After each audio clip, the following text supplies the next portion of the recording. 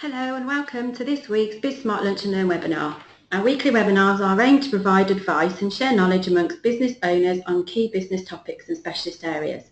This is part of our service to our Smart Room members. If you're not already a member or a BizSmart client who would like to gain access to our archive of webinars, then please visit our website biz-smart.co.uk and go to the Smart Room page.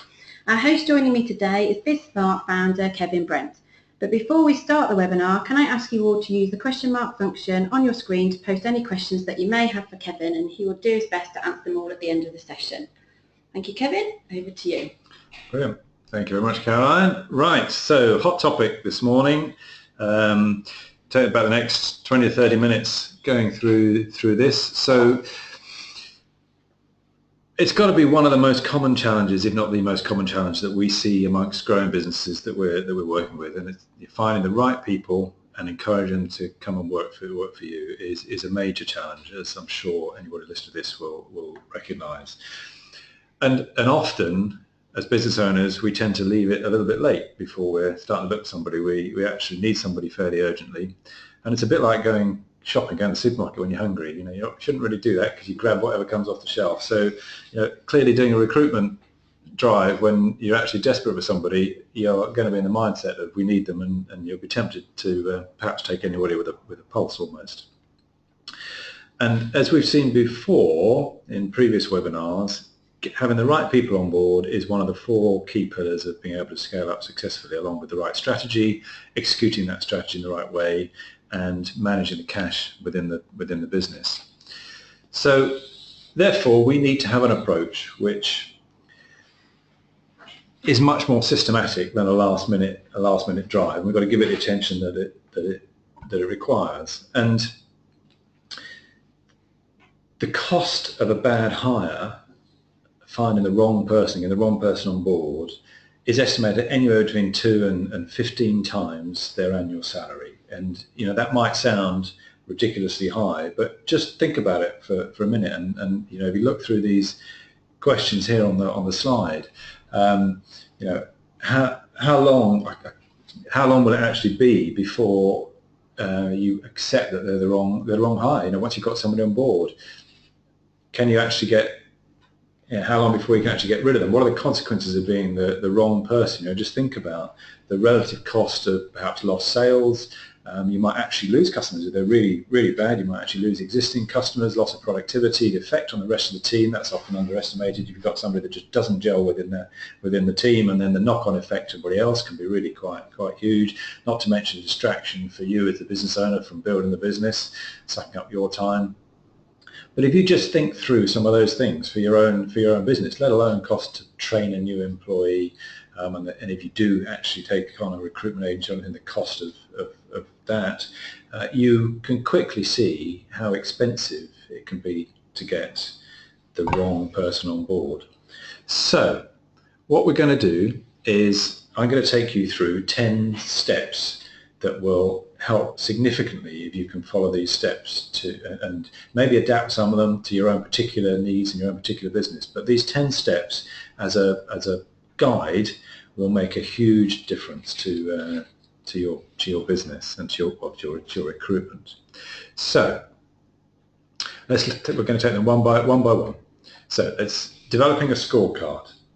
Now this has to be the first step. So it doesn't start with what kind of person we want, or in terms of where we're going to place an ad, are we going to go in the papers or whatever else. It's got to start with a job scorecard, and you need to do this in advance of when you need the role. So once you've defined what roles you need within your business, and we sort of looked at that a little bit in accountability, then you can start to say, well, we're going to need these roles, and let's develop a job scorecard. Now, what is a job scorecard, and is it similar to a job description? Well, it is different in a couple of key ways, and it focuses on 3 key things. That's the mission. What is the mission of that job? What is the purpose, the sole reason for that job existing? But where it's really different from a typical job description is it focuses on outcomes. So what are the outcomes that you need from that person doing that job? And then finally, what are the competencies or the key behaviors that that person needs to be able to display. And if you've done your core values and your core purpose in the ways that we've talked about in previous webinars, that will significantly help you put a job scorecard together. So you should be able to start seeing that it all starts to tie together. So let's just have a look at that job scorecard in a little bit more detail, because I rushed over that there. So typically this is what it looks like. You might have a couple of things up the top before where I've started here, which just say, you know, who it reports to and where it's based and that sort of type stuff. But this is the basic crux of it. So we look at the mission. So it might be, for example, to increase, if it's a sales role, it might be to increase the revenues of whatever product or service it is that we're doing from both existing customers and new customers. And you'll be expected to follow up on leads from marketing activities, as well as develop and carry out prospecting plan, including cold calls and emails. So, you know, there's the core purpose, the mission of that role. And then the next section is on outcomes. So if you look, we've listed 4 potential accountabilities. So increase sales of existing customers, increase new customer sales, and what your activities are, and from an admin point of view. And then we've got some metrics. So we've actually going to put in here, this is what we would expect, where we'd expect you to be in 3 months' time, 12 months' time, whatever time period that you think. It might be a case of market share, it might be increased sales, it might, whatever it might be. Or clearly, if it's not a sales role, then these will be very different. But the thing for each role is to outline those key accountabilities and then have a stab at putting some metrics in there. And they might be a mixture of actual financial type metrics as well as activity type metrics, so behavioral type metrics. So if you look at activity 1, it might be to make, if you're a salesperson, it's great to get the results, clearly that's the end game, but there's the behaviors you've got to adopt. So it might be to make X number of cold calls a day, that's what we're expecting, you, or schedule a certain number of appointments a day, whatever it might be that's appropriate at that role, because we know, we should know that if we're doing those behaviors, that it will lead, chances or not, it will lead to the actual results that we want. So those are that's the outcomes type thing, and you'll see there's a couple of other columns there. One's for a rating, one's for a comment. So you start to see that you can use this as an appraisal type tool as well. So if it's a new start, then you might use it at, let's just say it's a 3-month point, or maybe more frequent than that, but certainly you can use this sort of structure, and I highly recommend actually doing a job scorecard for each of your core roles, existing roles within the business, and sitting down with the person in that role and maybe developing it together, because then you can look back at the next year in the appraisal and go, yeah, actually, you know, we've done those, or we haven't, and obviously column for comments. So we said mission, outcomes, and the third area is key behaviours or competencies.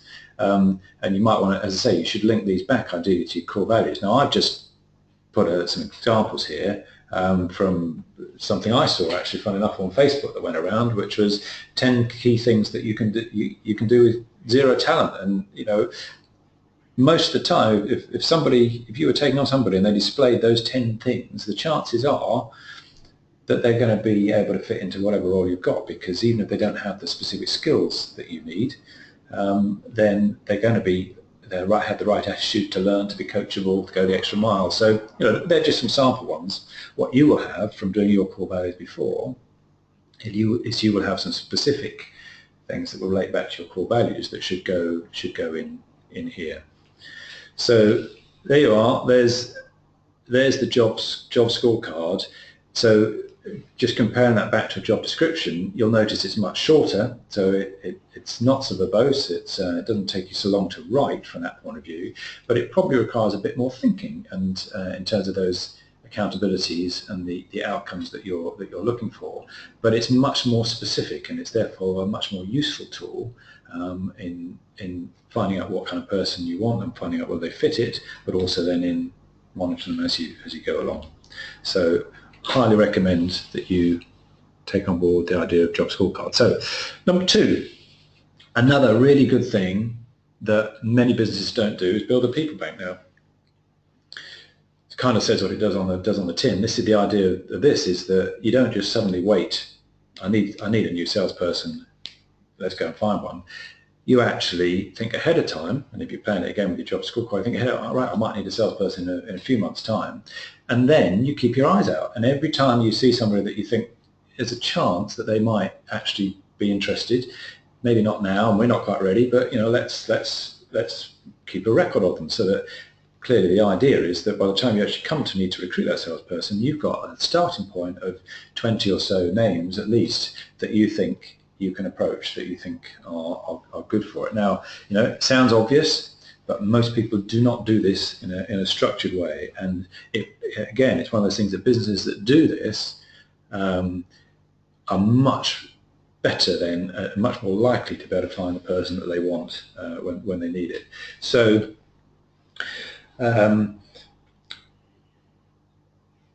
you might want to think about taking people for a coffee. You're building time to, I know we're all busy people and we've only got certain things that we can do in the month, but you might want to actually make time, once or twice a month to maybe meet with a couple of people and just, might be well be along the lines of, why don't we have a coffee? We're always on the lookout for good people. It might not be the right time for you now, might not be the right time for us. Why don't we have a coffee? Who knows? Things might change. Something like that. And you might even think about having a permanent section on your website where people can apply, and you can use that way to build up the job bank. You can send them a nice email back saying, that we're not actually recruiting right now, but all that sort of type of stuff. So very useful thing to do. Ideally, you'd actually rank them in your little spreadsheet. Build up a couple of tabs and ranking, obvious details like name and stuff. But put them into tiers. If you think they're absolutely fantastic, put them as a top tier, give them a rank, and then at least you can, if you do end up with a lot of people on this, you can search very quickly. You can go down your top ones first when you do it, and you might like to add a few other tabs or a few other, not tabs, but a few other fields to help you when you do that. But thoroughly recommend the idea of a people bank. So that was numbers 1 and 2. Number 3 on that list of 10. Now we're coming to, okay, how do we actually go about getting out there and finding people? Now we know the kind of person that we're looking for. We've possibly exhausted our job bank. If we are growing rapidly, we might have got through our job bank. So where else are we going to find people from? So a distinctive job ad is something that you really need to think about, because most of the businesses that we work with are not necessarily the biggest business. They're not necessarily the number one in the field. They're going to be competing with larger businesses. So you're trying to get top people, and you've got to say to them, well, you should come and work for us, as opposed to going to maybe a more recognized name. So what is it about you that is different? And that needs to come across in that job ad. Clearly, you've got to think about what's the ideal kind of person that you're looking for, and that might then drive you to where can you best reach them. It might not be your typical job boards or LinkedIn or somewhere that is the obvious place to get them. So you've got that, but then think back also, what characteristics describe your ideal workforce? Perhaps there's something about the way that you work in your workforce that is different from what your competitors would say, or maybe they can't say. And clearly, what are the benefits that you offer over your competition? And I don't mean financial, because typically we're not in a position where we're going to suddenly be able to say, yeah, we can pay you more or give you loads more financial benefits. But it might be that your culture is so different, and it might be that it's a relaxed atmosphere, a no tie place, a jeans place, or whatever else, versus a stuffy corporate environment. And that might be one of the reasons why people come to you. Maybe it's training.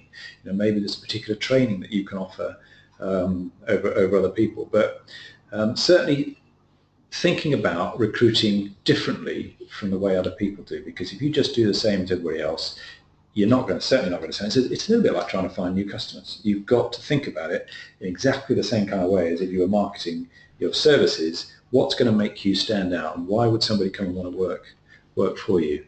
So once we've put that job ad together, where are we going to put it? And you should have been guided a bit by a question about the particular kind of people that you're looking for and where might they be reached. But here's some thoughts. So you've got the job boards, and there is a job board called Indeed. For those of us in the UK, Indeed.co.uk, we've got a number of clients that have been very successful in finding people via Indeed, and it's almost no, it's either low cost or actually free in some, just do the basic side for that. And as I say, people have been very successful with that. But don't forget your website, and don't forget your social media side of things. And again, we've had clients that it's another reason for why you want to do your social media. You've got to question why you do the social media, and one of the reasons actually might well be to raise your profile with potential people who might want to come and work for you. And certainly, as I say, we have a number of clients who have effectively, somebody was saying the other day, they've been stalked by somebody who worked at a different company, and that eventually led to, when the job became available, for them coming, because they've been seeing that company on Twitter, and following them, and sort of like what they thought. So as a spin-off benefit of the social media strategy that you may not have really thought of before. But think very carefully about where you might want to place it. And you notice I haven't mentioned recruitment agencies and things here, and clearly for some people that might be appropriate. But there's a lot that you can do before you necessarily need to think about that side of things. So that's number 3. Number 4 is, so now we're starting to get into the process. So we've had our job scorecard. We've had our we've put it out there. We've had our people bank. We've put the ad out there. Now, what's our process for actually getting these CVs in? And the first thing is a weed out. You've really got to find a way that allows you to weed out the deadwood without you taking lots of time in it. So you might think about in your job ad giving them an instruction as to the way that they should apply or what they should include in it. And people that ignore that, you've got a question as to whether it might be, for example, that you say, well, don't reply straight from this job ad, go to our website, have a look at it, and then send in your application via our website contact form or something like that. Well, if people don't bother doing that, just weed them out. Unless, and there is a caveat here, unless they do something that is clearly deliberately different from their point of view. If they've tried to stand out in a positive way, they've read it and they've done something differently for a good reason, that might be a caveat. But basically, if they can't follow instructions, just weed them out, because chances are that they're not really that interested. They're just sending off lots of CVs or lots of whatever else to you. So find that. What you might do, in addition to that, is when you do get the applications in, you might then just send them back a standard email that says, okay, well, what's the closest job that you've had related to this job, and explain to us why it is that you think that would make it a good fit for this. So before you start wading through CVs and spending hours on that, send something back to them, give them a little bit of work to do that just gets them to write a couple of paragraphs back to you, something that is relevant to you. And again, you will then be able to weed out, first of all, people that don't bother. That's the first thing, they're too lazy to apply. But secondly, you'll be able to see straight away, they can say, yeah, actually, my experience is directly relevant to this job role because of X, Y, and Z. You're going to be able to then say, okay, well, actually, that's a good one. But if they can't do that, then you've got it. So, if it might be, so the example questions for this might well be, might well be along, what's the closest role you've had to this role, explain how it'd be relevant. What's an example, if you're about, what's an example of where you've already done X, so if it's growing an existing client base, what's an example of where you've already grown an existing client base. And you might pick up one of the core values type one. So we have being coachable as one there. So you might say, what do you think we mean by being coachable? What does being coachable mean to you? And given this example where you've shown that you are, that sort of type thing. Not too much, but just one or two key things that allow you to weed out people. So if you did manage to find 20 in your original side of things, you might well weed this out and get yourself down to maybe 10 or lower in this case. And by the way, if you really are trying to find good people, and I refer to them as A players in here, which typically would sort of mean the top 10% of the potential applicants for that, but if you are trying to find A players rather than just somebody to fill a seat, and I would certainly counsel you are trying to find A players and not somebody to just fill a seat, you typically are going to need to start off with a pool of about 20 for each job that you've got, because if you only have 2 or 3 people apply, clearly your chances of you having the A player, the one that's absolutely right within those three, is much smaller. So the weeding out process, this is before you've even picked up the phone to anybody or done anything. You've hardly had to spend any time in sifting through CVs. You've not done that. You just weeded out very quickly. The next one round is the telephone screen. And this is an absolutely key, this is an absolutely key part of the process. This is step 5 out of our 10, so we're nearly halfway in that respect. And this is the first time that you're going to speak to the potential candidates, unless there's somebody that you knew from your people bank in the first place. And it's the first time they'll have spoken to you. So they've made it past the weed out phase, and you're going to do a short telephone screen. And this is a short telephone call. It might be up to 30 minutes, but it probably shouldn't be any longer than that. And the purpose of this is pretty much to decide whether they're able to think and communicate in a way that supports their answers to what you might have done in the previous step. So if they've said, yeah, this particular job is relevant, can they explain why that is relevant, even if they've written it down, but can they do it? So can they hold a sensible conversation, and have they got what it takes is really what we're after here. So and you're not really trying to find out if they've got the technical expertise in this. It's much more about the kind of competence, values and desire that you're looking for. So have they got what it takes? Do they really want to try that? And the firmer you are, the more solid you are in knowing your own core purpose and core values, the easier this should be to develop a few questions for your telephone screening to test that. And I just think back to one of our clients who runs a call minding service. Their core purpose that they identified with us was to make the right first impression with their customers. Well, that's their core purpose. You can imagine as a call minding service, that's a pretty good core purpose to have. Well, that meant it made it very easy for their telephone screening, because if within the first few seconds, if the person on the end of the phone didn't make a good impression, that's it. So there's no point in going through a long questionnaire about CVs and stuff. You make your excuses, you find a nice way to end that conversation, and that's the end of that. So you might introduce this conversation with something along the lines of, the purpose of this 30 minutes is to agree whether or not we both think it's appropriate to proceed to the next step. That might be how you preface it, and that next step would be a face-to-face interview. I've got some questions that I'd like to ask you. You've probably got a few questions that you'd like to ask me. Is that all right?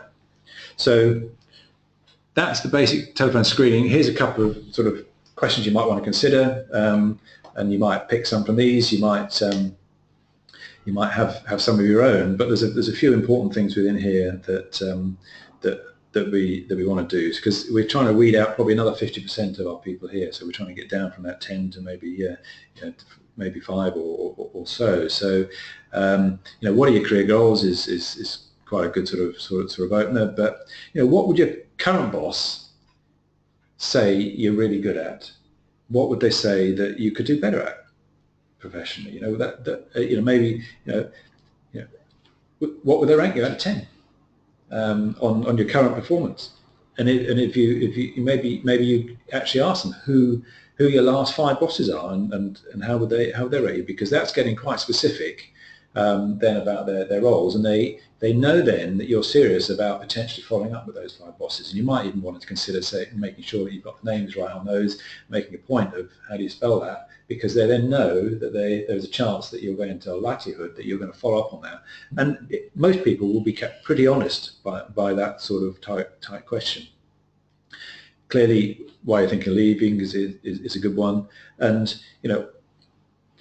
what are your most important considerations in taking on this role? What is it? Why are you looking to move? What's going to make you most want to take this role and do well at it? And it might not just be the money side of it. Hopefully, it won't be. Hopefully, there'll be other things that will help you later on when it perhaps comes to talking about the package that you might want to do. And then at the end, give them a chance to ask some questions to you. So it's quite a lot to think about in this 30 minutes, but you need to be fairly succinct in the way that you put these questions together and ask them, but you want to give them a chance to ask a couple of questions to you at the end. And again, if they don't have any questions for you, that's got to raise a bit of an alarm bell in your mind, unless it's been such a good conversation, two-way conversation throughout it, that they have asked questions as they've gone on. But if you've been asking them these questions, you get to the end of it and you go, "Have you got any questions for me about the role or about the company?" And they go, "No," maybe they're not taking it as seriously as you would like them to. whether you tell them, I wouldn't necessarily say that at the end of this phone call, before you put the phone down, you're going to say, right, we're inviting you back for the next one, or we're not. You might well want to leave that for an email or afterwards, because hopefully you'll have been doing this with a few people. So that is pretty much the telephone screen. So just a quick reminder where we are in our list of 10. So we've just got down to the telephone screen. We're just about to go into what we're calling the scorecard interview. So hopefully you're still with me. So the scorecard interview, this is where you actually interview them face to face. And again, what we're trying to do here is, if you think about this process, we're trying to find a way that we get to the right point with the least amount of time necessarily, or we spend the time with the right people. So we don't spend a lot of time with everybody at the beginning. You want to weed out, as we've said. And if you think about the costs of that bad hire that we're talking about, any recruitment process is not going to be perfect. This has been shown to get it right 8 or 9 times out of 10. So you're going to get it right more often than not, but it still will occasionally be wrong. So any process is either going to find you the right candidate, or you could have a mistake. You find the wrong candidate and you offer the wrong candidate a job. So that's a sort of false positive, if you like. Or you might actually get rid of the right candidate somewhere on the line. So that's a false negative. Well, actually, because of the high cost of a bad hire, you want a process that is erred towards losing one or two rather than finding the wrong ones. So you want to be hard where you go through. So this is now where we've got down to 3 or 5 candidates, and this step is interview focused, and it's focused on the actual projects you've got in mind for the candidate. So the ideal approach is to take an outcome that you want from that job scorecard that you've done earlier. So if the outcome is to increase the sales of existing customers from X to Y within 12 months, or to increase it by 50%, you want to focus on, for example, one of those things, or 1 or 2 of those type of things. So this is around the job scorecard. And this interview is typically a 60-minute interview. So it's not a hugely long interview, but long enough that you're going to really get to the bottom of the job scorecard, and whether they're likely to be able to do the job that you want. So some good questions to ask here might be some giving examples where, and in that example, you've increased the sales by 50%, or from X to Y. What are the mistakes that you might have made along the way when you did that before? What are the lessons that you've learned? And with this particular role, how would you go about delivering what we're after? Where would you start? How would you recommend that we would go about it? So you need to put these questions together yourself based on the job scorecard, but that's why we do that job scorecard, so that you can go, well, we need somebody that does this or is able to do that, and then you can start thinking, okay, well, how do we test that? So in this, we're starting to ask a few questions about that job scorecard, and you might well pick out, again, one of the core values sort of type ones in that. So you should be starting to get a pretty strong idea of the actual work that you're going to be doing with that person, and that person should be getting a pretty good, strong idea at this stage, and you should be getting down now to probably two or three candidates. And the next one is some kind of road test. In an ideal world, you'd love them to work for you for several weeks on a trial basis before you offer them a job. Well, we can't all do that. There are some companies that do. McDonald's managed to do it. In fact, effectively, you end up working for 12 months. If you're going to do a McDonald's franchise, and this is when you actually buy a job almost, but if you're going to do a McDonald's franchise, you work with them for a year before actually they will say whether or not you're good enough to take that franchise. But you can't, we can't, most of us can't normally do that. So it's worth thinking about how can you build some kind of road tests in your process.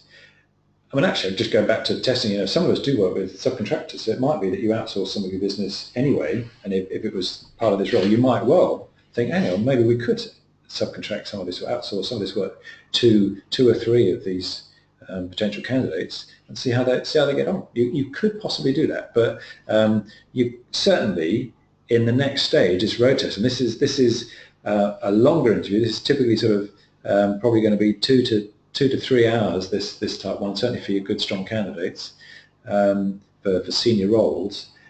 How can you do it? So if it's a specific skill or requirement that you want them to be able to do, for example, building a web page, if you're taking on somebody like that, maybe you can get them to do a test and actually get them to build a web page for you. It might be that if it's a role for handling customer complaints, maybe you can role play a customer complaint, or if it's cold calling, maybe you can role play a cold call. But ideally find some way within this step that you can give them a little bit of a practical test. But whether or not you do that practical test, this is the stage where you will go through some really quite key questions that you want to get out of them.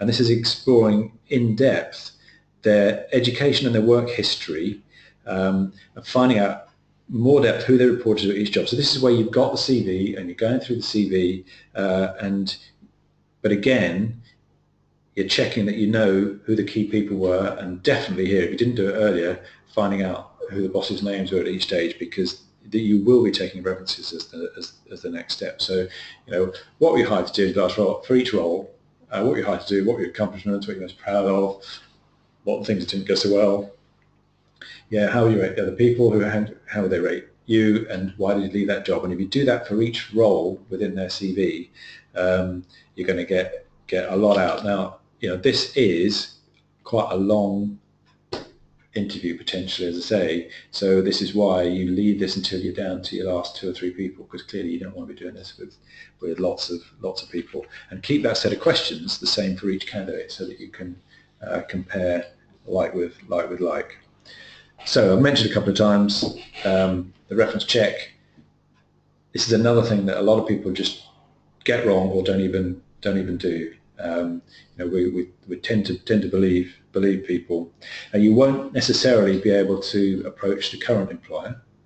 That may not be appropriate, almost certainly, but there's nothing to stop you approaching the previous employers at this stage. So this is before you've offered the job, and many people leave it till after as a farm check. But before you've offered the job, and the whole point really is to double check things that you've learned from the previous stages, and it shouldn't take very long to do. Quick conversation.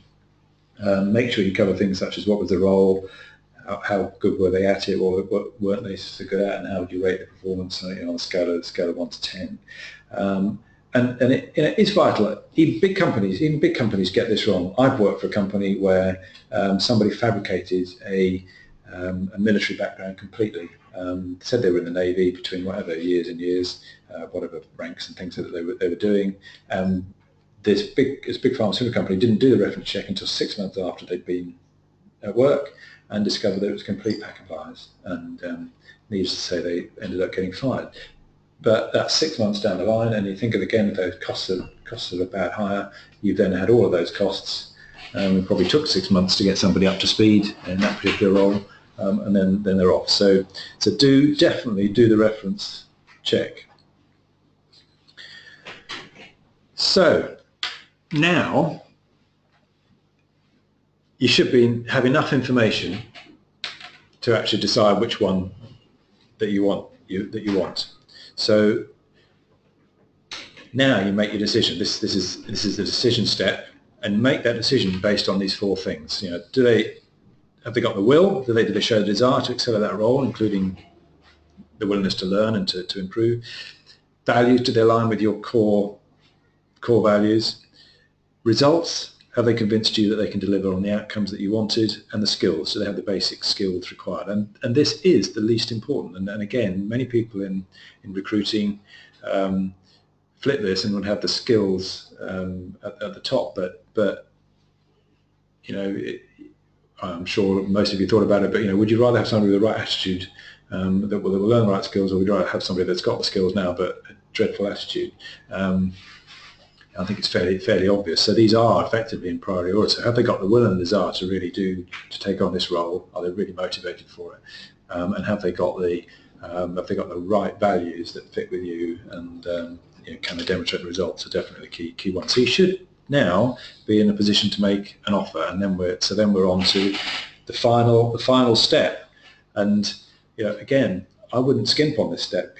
Some people would just send a quick email or make a phone call, but I wouldn't do that. If you can, I'd get them in again and have another chat. And the idea, you might even consider role playing this, because if you've now got down to your perfect candidate, you've gone through that process and you've really got somebody that you think is strong, you've got to do this right. You've got to move quickly now, because if they are that good, they may well be looking elsewhere. But now you can have a conversation about the compensation. You ought to know this person quite well by now, to have a fairly frank conversation about the money side. What they're expecting, what's important to them, as well as perhaps the money. But think about the onboarding, because what you want to do is you will make it clear to them that one of the first actions that you're going to do when they come on board is you're going to sit down together and you're going to work out an onboarding. So you've decided where you want to be on the outcomes. You've already shared that somewhere in this process. How are you and I going to get to the point where we're there? And I put here, get their permission to fire them. Now, might seem a bit strange. I learnt this from good friend of mine, Nigel Janan from Sandler Training. But if you do that onboarding right, and you say, okay, so where do you think we should be at the end of the first week? Where should we be at the end of the first month? At the end of whatever? Okay, well, if you're in my shoes, if you weren't there, say at the end of the first week, and you're not where we think we, what would you expect me to do? Well, the candidate should then tell you what they've been doing. It's not going to be fire them at that point, but it's going to be, I expect to have a word with me and give me a chance to put it right, sort of type stuff might be. But okay, well, what if the following week or the following month we're not on? At some point, the A players will actually turn around and see, and they'll say, well, yeah, if I consistently don't perform, I'd expect you to fire me at some point. And once you've got that, that is it sounds a bit harsh, but it makes you very clear about both of you about what's expected in this role. And if they really aren't the sort of person that's got the desire to think that they can do it, they'll duck out of this, because they know you're serious. And again, you'd much rather lose somebody than have somebody go through it that actually is just going to fail. So there's another adage that Nigel mentioned, which is hire slow, fire fast, which again is part of this, making sure you get the right person and having that, and making sure you don't get the wrong person on board is much more important than perhaps letting one or two good people slip through the net. But preempt counter offers. We've had a couple of people recently that have said, hang on, I've made offers, and they say that they're going to do it, but then they go back to the boss and the boss offers them a bit more money and then they don't come to us. Well, you're going to get that. If you've got a good person in your hands and they go back to their boss, the boss isn't going to want to lose them. So they will probably try and find a way to keep them. So coach your candidate on that. Have a chat with them and say, okay, well, what's going to happen now when you go back to your boss and you tell them you're going to leave? What they're going to say? Okay, and how are you going to handle that? Talk them through it, because if they've thought about it and they've told you, doesn't matter what he offers me, I'm not staying, then they're much more likely to follow that through, because they've made a commitment. So there we go. So that's the 10 steps that that we would recommend as a basic guide that you go through. Now, some of you might be sitting there thinking, crikey, that's a long process for taking on board somebody that I'm looking for at this level, or whatever. It might work for a big corporate with taking on a senior director or something like that. But I'd caution you to drop any of these steps. At the most, what you might do is shorten. You might combine, for example, the scorecard entry and the road test, or shorten that a little bit for certain types of roles. But equally, for more senior roles, you might want to extend those, and you might want to think of one or two things that you might want to do on top of this. But I don't think you should, for any role, that you should take this out, because whatever the role is, you still want to get the right person on board. And if you get a bad egg on board and everybody else in the team is brought down by that, that is huge, whatever that role is. So you really should make sure that you go through all of these. And if do this right, and it will build within your business an internal strength and momentum to a certain extent as well that will pay it will pay dividends in the future, no question, as you grow. And so just remember, you hire the right people, you and your business will be great. It'll be a great place to work. If you hire the wrong people, things will be miserable. So treat the whole aspect of recruitment with the respect that it deserves, really. It really needs to be done properly. There we go. I think that's all I want to say. I don't know if we've got any questions. Great. Okay. Thank you very much, Kevin. Yeah, you've got a number of questions coming through. The first one is from Ethan, and he asks, where's the CV review in this process? Okay. So I'm just going to go back, if I may, just to that one. Most people will have a CV process, CV review. It's a good question and well spotted, because it's not really in here. Most people will be expecting. Most people have it somewhere after you put your ad out. So between 3 and 4, you would, and that might be their weed out process. But if you think about it, you're spending a lot of time. I don't know, those of you that have done it, and you get 10 or 20 CVs through.